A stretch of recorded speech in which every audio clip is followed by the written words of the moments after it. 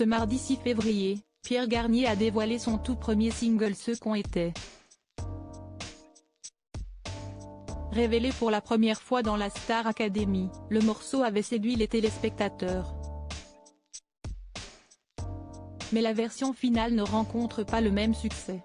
Si est-il le début d'une nouvelle vie pour Pierre Garnier? Encore inconnu du grand public il y a quelques mois, le jeune chanteur de 21 ans a remporté la saison 11 de la Star Academy. Le 3 février dernier, après un show exceptionnel animé par Nikos Aliagas sur TF1, il a été élu grand gagnant face à Julien, avec 55,6% des suffrages au total.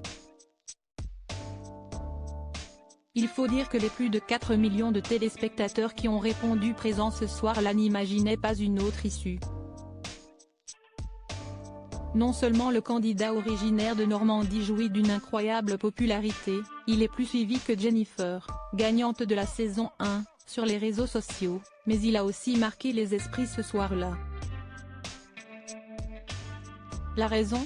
Dadju, qui devait interpréter avec lui son tube Compliqué, a choisi à la surprise générale de chanter à la place Ce qu'on était, le morceau de Pierre Garnier.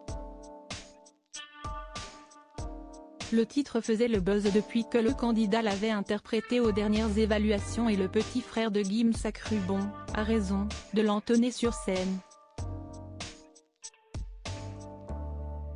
Le morceau, que le fidèle acolyte d'Elena a écrit avec 2 amis, est si contagieux, que les pages internet permettant de pré-sauvegarder le single sur les plateformes d'écoute ont été saturées.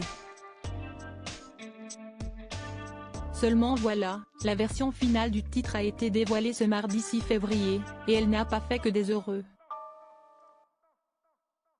Star Academy, Pierre Garnier essuie sa première polémique en découvrant le single Ce qu'on était sur les plateformes d'écoute. Les fans de la Star Academy, qui connaissant déjà son morceau sur le bout des doigts, ont été très déçus. L'arrangement studio ne leur plaît pas du tout.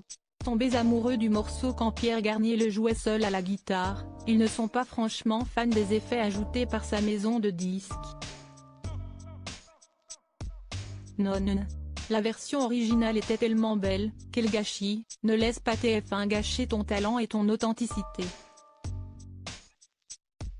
Ta version acoustique est une merveille et l'arrangement du single est une soupe commerciale insipide qui a perdu toute la force des paroles de ta chanson, à mon sens le rythme est trop rapide. L'instru est sympa mais ça ne vaudra pas guitare ou piano, qui était à mon sens la meilleure version, ont-ils été nombreux à se plaindre sous la dernière publication Instagram du star académicien, annonçant la sortie du single.